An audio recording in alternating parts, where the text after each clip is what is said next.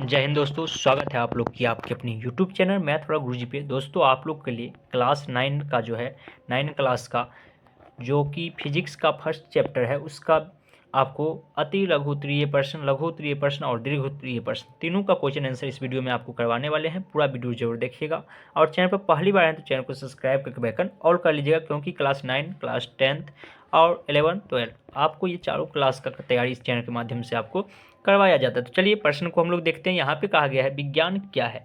विज्ञान क्या है तो इसका परिभाषा हो जाएगा सावधानी पूर्वक और क्रमबद्ध तरीके से किए गए प्रयोग और परीक्षणों द्वारा प्राप्त ज्ञान को ही हम लोग विज्ञान कहते हैं। ठीक है, आप लोग क्या करिएगा, सभी का स्क्रीनशॉट लेते चलिएगा और अपने कॉपी में नोट करके सभी को याद कर लीजिएगा। सेकेंड और प्रश्न कहा गया था यहाँ पे भौतिक राशि कितने प्रकार के होते हैं उनके नाम लिखे। तो हम लोग जानते हैं भौतिक राशि का यहाँ परिभाषित भौतिक राशि जो होता है दो प्रकार की होती है।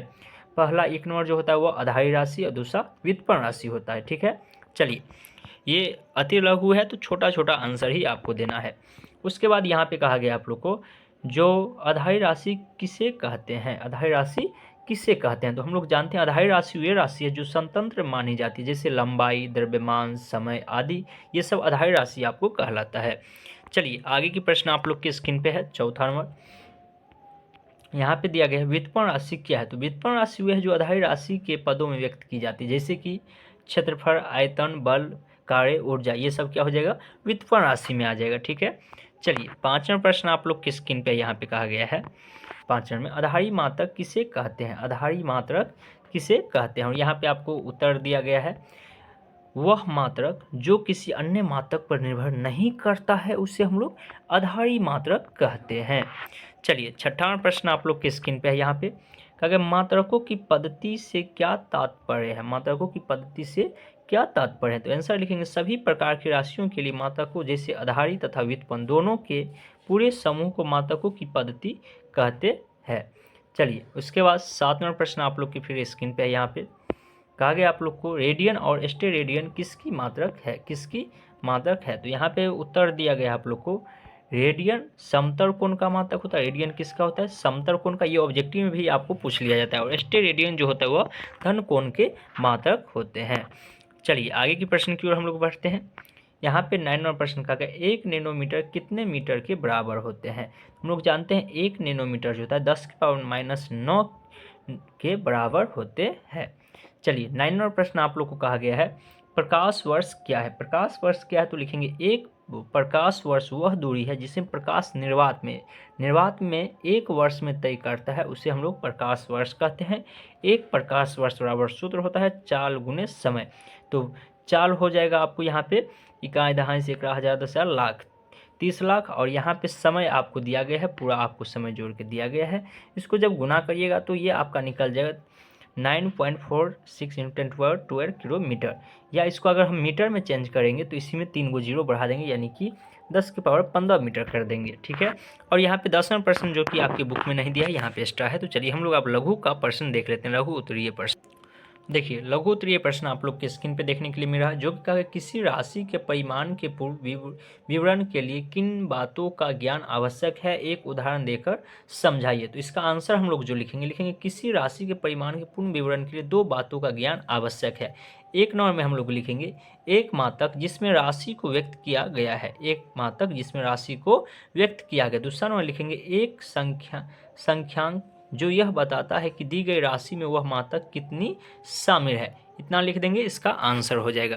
चलिए सेकेंड नंबर प्रश्न की ओर हम लोग बढ़ते हैं, जो कि यहाँ पे कहा गया है आधारी और व्युत्पन्न राशि किसे कहते हैं, इसे दो दो उदाहरण देकर समझाएं। तो यहाँ पे हम लोग इसका आंसर लिखेंगे, पहले आधारी राशि का परिभाषा लिखेंगे, वही जो कि हम लोग अभी अति लघु में लिखे थे।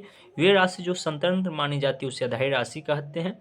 उसका लिखेंगे जैसे में लंबाई, द्रव्यमान इत्यादि। वास्तव में आधारी राशि 7 है, वास्तव में आधारी राशि कितना है 7 होता है। उसके बाद हम लोग लिखेंगे यहाँ पे जो व्युत्पन्न राशि, वे राशि जो आधारी राशि के पद में व्यक्त की जाती है उसे हम लोग व्युत्पन्न राशि कहते हैं, जैसे क्षेत्रफल, आयतन आदि होता है।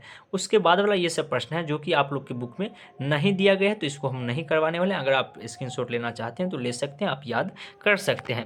चलिए अब हम लोग दीर्घ उत्तरीय प्रश्न देख लेते हैं। चलिए तो यहाँ पे आपको दीर्घ उत्तरीय प्रश्न देखने के लिए मिल रहा होगा, जो कि यहाँ पे आपको कहा गया है जो ऐसा मात्रक के संक्षिप्त अक्षर में लिखते समय ध्यान देने योग्य किन्हीं 3 बातों का उदाहरण सहित लिखिए। तो इसका आंसर हम लोग लिखेंगे जो कि बुक में आप लोग को दिया हुआ है। यहाँ पे लिखेंगे ऐसा मात्रक के संक्षिप्त अक्षर को लिखते समय ध्यान देने योग्य 3 बात निम्न है। 1 नंबर में लिखेंगे हिंदी। यहाँ पे आपको कहा गया है हिंदी में मात्रकों को संक्षिप्त अक्षर अंग्रेजी के अक्षर ही होंगे, जैसे किलोग्राम के लिए किंगा या मीटर के लिए मी आदि नहीं लिखना चाहिए। उदाहरण की लंबाई का ऐसे मीटर होता है, इसे संक्षिप्त अक्षर एम लिखेंगे। ठीक है। सेकेंड और बात पे हम लोग को ध्यान देना है, जो कि कहा गया मात्रकों को अंग्रेजी नामों के कैपिटल लेटर से प्रारंभ नहीं करना चाहिए, अतः 1 एम्पियर की धारा लिखना सही होगा, न कि 1 एम्पियर की धारा लिखना।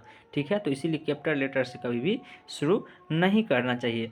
तीसरा नंबर पॉइंट आपको कहा गया मात्रक ग्राम के लिए संक्षिप्त अक्षर जी लिखना चाहिए, न कि जी एम।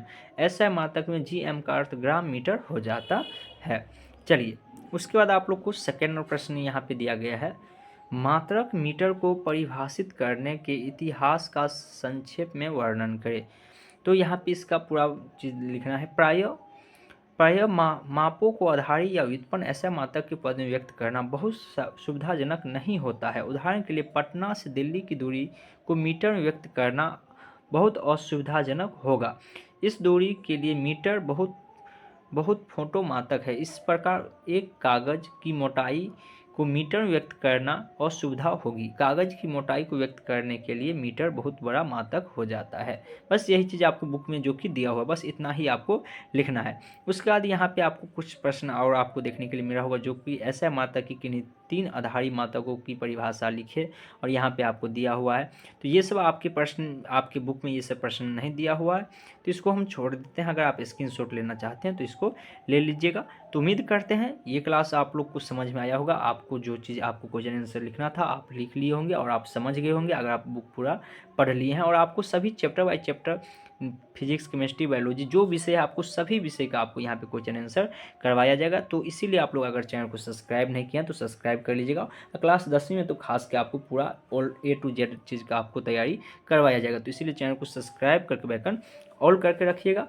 चलिए, हम लोग फिर मिलते हैं कल की क्लास में, तब तक के लिए जय